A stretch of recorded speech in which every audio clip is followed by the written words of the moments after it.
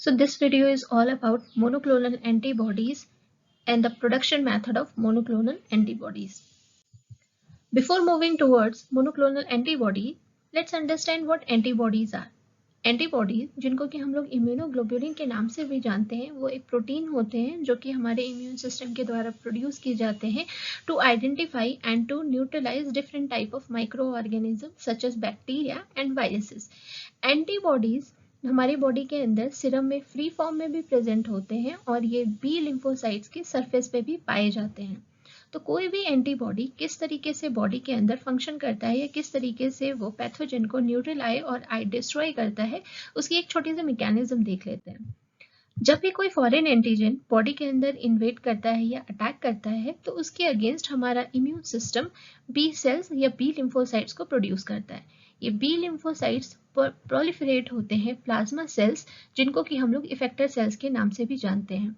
ये B sales, ये plasma cells एक स्पेसिफिक प्लाज्मा से एक स्पेसिफिक एंटीबॉडी का प्रोडक्शन करता है और यही जो एंटीबॉडीज होती हैं, ये एंटीबॉडीज रिस्पॉन्सिबल होती हैं. ये एंटीबॉडीज जा करके बाइंड करती हैं फॉरेन एंटीजन के साथ और इनको न्यूट्रलाइज या इनको डिस्ट्रॉय करती हैं.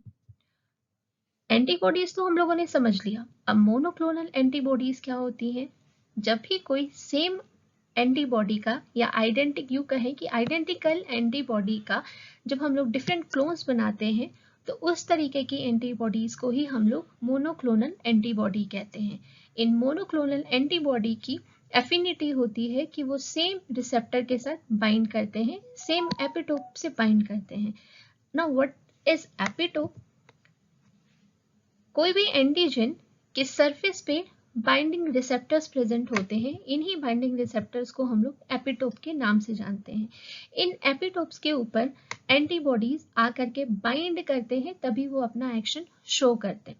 सो स्पेसिफिक एपिटोप पे बाइंड करने के लिए स्पेसिफिक एंटीबॉडीज होती हैं. कोई भी एंटीबॉडी, सपोज अगर ये एंटीबॉडी इस एपिटोप के साथ बाइंड करने की एफिनिटी रखती है तो कभी भी ये एंटीबॉडी इस रिसेप्टर या इस एपिटोप के साथ बाइंड नहीं होती है.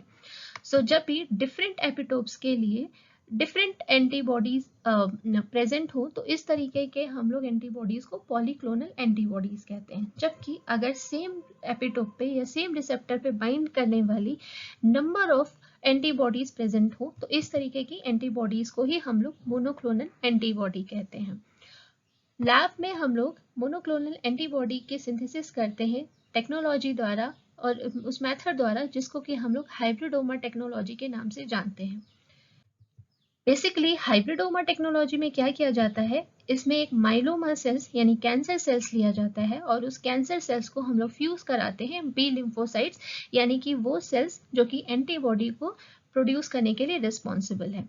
इन दोनों की फ्यूजन से जो हमें हाइब्रिड सेल मिलता है या जो हाइब्रिडोमा सेल मिलता है, उसके पास ये कैपेसिटी होती है कि वो मोनोक्लोनल एंटीबॉडी का प्रोडक्शन करवा सके. अब हम हाइब्रिडोमा टेक्नोलॉजी से हम बी सेल्स को माइलोमा सेल्स के साथ फ्यूज करके एक हाइब्रिडोमा सेल्स क्यों प्रोड्यूस कर रहे हैं? To increase the life span of B cells. B lymphocytes या बी सेल्स जो कि एंटीबॉडी का प्रोडक्शन करते हैं, इनके पास एक डेफिनेट लाइफ स्पैन होता है, यानी कि थोड़े समय के बाद वो सेल्स डिस्ट्रॉय हो जाते हैं या उनकी डेथ हो जाती है.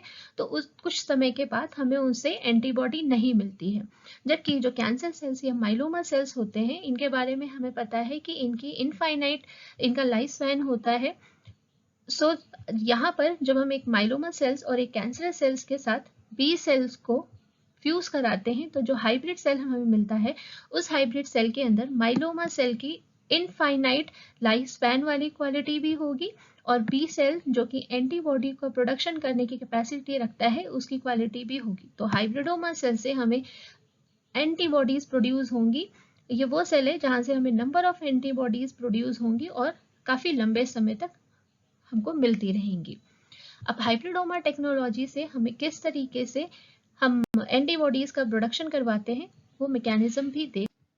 So there are total 7 steps in hybridoma technology. First one is immunization of specific animals. Second one is isolation of myeloma cell. Third one is fusion of B cells and myeloma cells. Fourth one is head medium selection. Fifth one is screening of antibodies. Sixth one is cloning and propagation. And seventh step is characterization and storage. अब इन सारे steps को one by one हम लोग देख लेते हैं.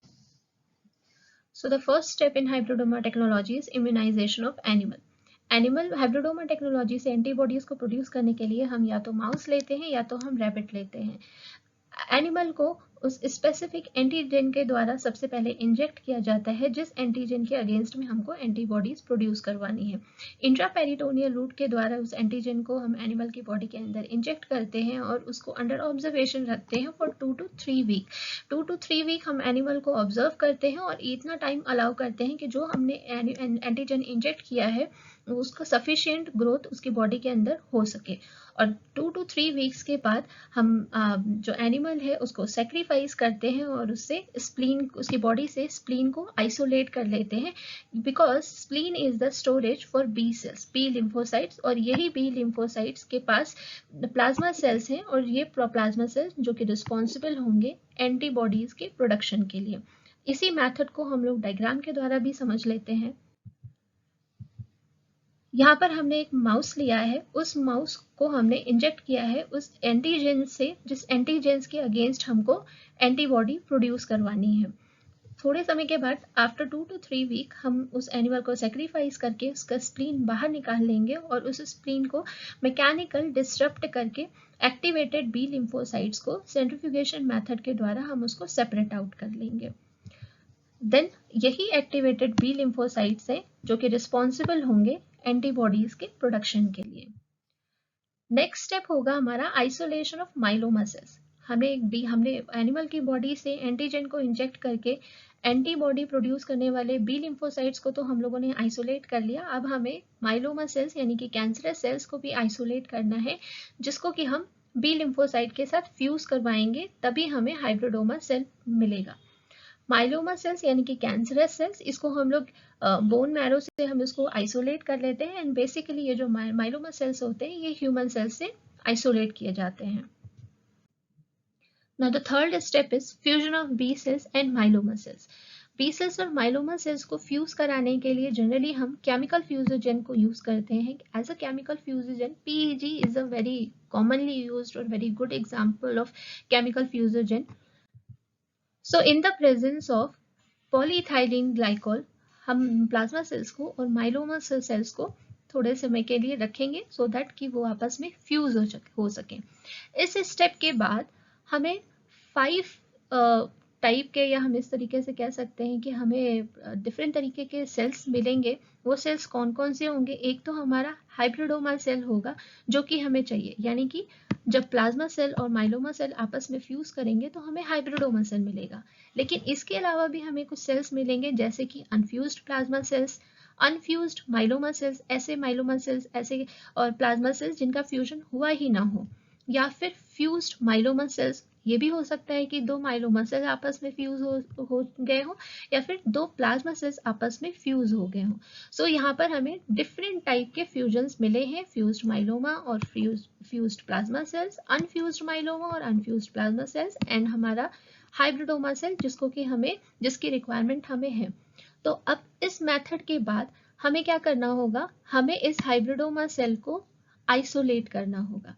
So the next step is hat medium selection. What is hat medium?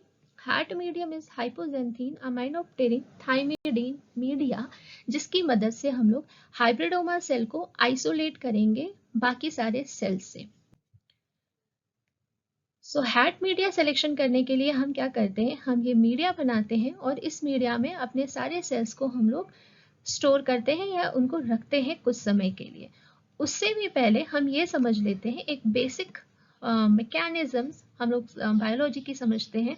किसी भी सेल को सरवाइव करने के लिए सेल को डिवाइड करना पड़ता है। सेल डिवीजन कैसे होता है? सेल डिवीजन तब तक पॉसिबल नहीं है जब तक डीएनए रेप्लिकेट ना हो।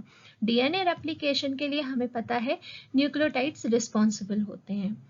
न्यूक्लियोटाइड्स के प्रोडक्शन के लिए 2 तरीके के पाथवेज पाए जाते हैं। First one is salvage pathway, second one is D novo pathway. De novo अगर कोई भी डीएनए कोई भी न्यूक्लियोटाइड की सिंथेसिस अगर डी नोवो पाथवे से होती है तो उसके लिए जो एंजाइम रिस्पॉन्सिबल है वो है डाइहाइड्रोफोलेट रिडक्टेस।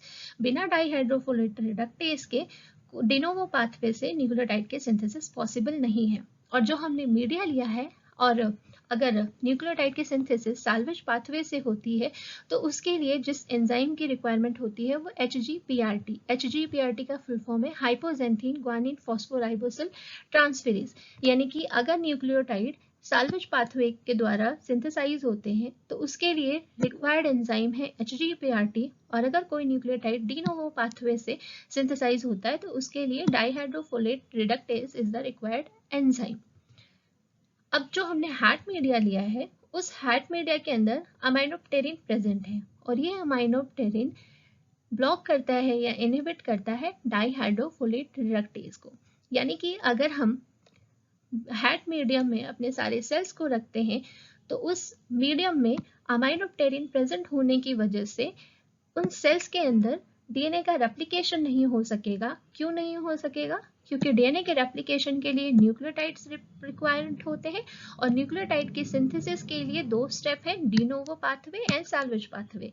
डी नोवो पाथवे में जिसमें कि डाइहाइड्रोफोलेट रिडक्टेज की जरूरत होती है, और इसको ब्लॉक करेगा ये अमाइनोप्टेरिन जो कि हैट मीडिया में प्रेजेंट है।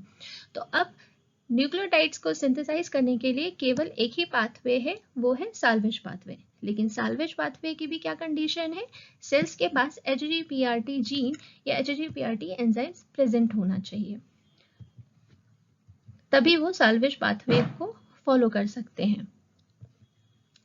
जो बी सेल्स होते हैं उन बी सेल्स में HGPRT जीन प्रेजेंट होता है, इसीलिए वो साल्वेज पाथवे को फॉलो करेंगे। जबकि जो कैंसरस सेल्स होते हैं या जो माइलोमा सेल्स होते हैं उनके अंदर HGPRT जीन एब्सेंट होता है, इसीलिए वो हैट मीडिया में सर्वाइव नहीं कर सकेंगे। तो अब वापस आ जाते हैं, वो डिफरेंट जो 5 टाइप्स के हमको सेल्स मिले थे, अब देख लेते हैं। डी नोवो पाथवे का तो ऑप्शन नहीं है, सिर्फ न्यूक्लियोटाइड सिंथेसाइज होंगे साल्वेज पाथवे से। साल्वेज पाथवे में क्या कंडीशन है? HGPRT जीन प्रेजेंट होना चाहिए। फ्यूज्ड प्लाज्मा सेल्स जिसमें कि HGPRT जीन प्रेजेंट है, ये साल्वेज पाथवे से न्यूक्लियोटाइड की सिंथेसिस यहाँ पे होगी, डीएनए का रेप्लिकेशन होगा, सेल डिवाइड होंगे। लेकिन कब तक डिवाइड होंगे? क्योंकि ये नॉर्मल प्लाज्मा सेल्स हैं, इनकी एक डेफिनेट लाइफ स्पैन है, तो थोड़े समय के बाद ये अपने आप डिस्ट्रॉय हो जाएंगे। जो अनफ्यूज्ड प्लाज्मा सेल्स हैं इनमें भी HGPRT जीन प्रेजेंट है, लेकिन इनके पास भी एक डेफिनेट लाइफ स्पैन होने की वजह से थोड़े टाइम के बाद ये हैट मीडिया में सर्वाइव नहीं कर सकेंगे। अनफ्यूज्ड माइलोमा सेल और फ्यूज्ड माइलोमा सेल ये HGPRT नेगेटिव होते हैं, तो साल्वेज पाथवे के द्वारा इनमें न्यूक्लियोटाइड का सिंथेसिस नहीं होने के कारण ये हैट मीडिया में सर्वाइव नहीं कर पाएंगे। अब हमारे पास क्या बचता है? Hybridoma cell. हाइब्रिडोमा सेल जिसमें जो कि फ्यूजन है माइलोमा सेल्स का और प्लाज्मा सेल्स का। प्लाज्मा सेल्स की प्रॉपर्टीज के अंदर है, सो HGPRT जीन इसमें प्रेजेंट है, तो ये हैट मीडिया में सर्वाइव कर जाएगा। और माइलोमा सेल की जो इनफाइनाइट लाइफ स्पैन वाली प्रॉपर्टी है ये भी इसके अंदर प्रेजेंट है, तो ये इनफाइनाइट टाइम तक हैट मीडिया के अंदर ये सर्वाइव करेगा। सो इस तरीके से हम लोगों ने अपने हाइब्रिडोमा सेल्स को बाकी सारे सेल्स से आइसोलेट कर लिया, सेपरेट कर लिया। हैट मीडिया में फ्यूज्ड अनफ्यूज्ड माइलोमा सेल्स इनकी डेथ हो जाएगी बिकॉज HGPRT नेगेटिव होते हैं, अमाइनोप्टेरिन ने डी नोवो पाथवे ब्लॉक कर दिया है, तो सिर्फ सैल्वेज पाथवे के द्वारा ही ये सिंथेसिस कर सकते हैं। फ्यूज्ड और अनफ्यूज्ड बी सेल्स क्योंकि इनके शॉर्ट लाइफ स्पैन होने की वजह से भी ये हैट मीडिया में ज़्यादा लंबे समय तक सर्वाइव नहीं कर पाएंगे, तो फाइनली हमें लास्ट में क्या मिलेंगे? हाइब्रिडोमा सेल्स हमें मिलेंगे।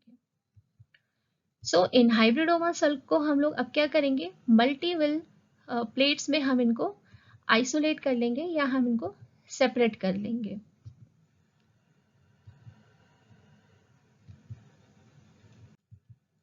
अब जो हमारा नेक्स्ट स्टेप होगा वो होगा स्क्रीनिंग ऑफ एंटीबॉडीज। जो भी हमने हाइब्रिडोमा सेल प्रोड्यूस किए हैं, अब उन हाइब्रिडोमा सेल के पास क्या एंटीबॉडीज प्रोड्यूस करने की कैपेसिटी है या किस तरीके के एंटीबॉडीज को वो प्रोड्यूस करते हैं, वो जो प्रोसीजर होता है उसको चेक करने का जो प्रोसीजर होता है उसी को हम लोग बोलते हैं screening. So screening of antibodies को करने के लिए हम बेसिकली एलाइजा मेथड या रिया मेथड को ऑब्टेन करते हैं।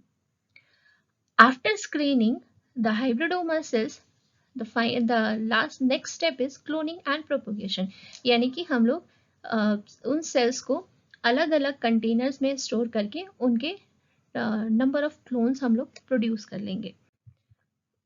7 step is characterisation and storage, and finally हम उसको स्टोर कर लेंगे एक सुटेबल कंटेनर के अंदर. So this is about the production of monoclonal antibodies. Now let's understand the applications. Applications क्या है monoclonal antibodies के, इनके uses क्या है. Antibodies को हम लोग different conditions में हम इनको use करते हैं, like to treat immune mediated diseases. Examples are adalimumab and infliximab. Adalimumab and infliximab basically we use to treat disease like rheumatoid arthritis, ulcerative colitis, and Crohn's disease. Second application is to treat cancer or in the treatment of oncology. Example is rituximab. Rituximab is a monoclonal antibody which used to treat cancer. The third application is to treat infectious diseases. Infectious diseases such as hepatitis A and B. Example is palivizumab. Fourth application is in case of other indications. Other indications like prophylaxis and treatment of migraine. Example are erenumab, frimazumab, and galcanezumab. So this is all about monoclonal antibodies and production of monoclonal antibodies. Thank you.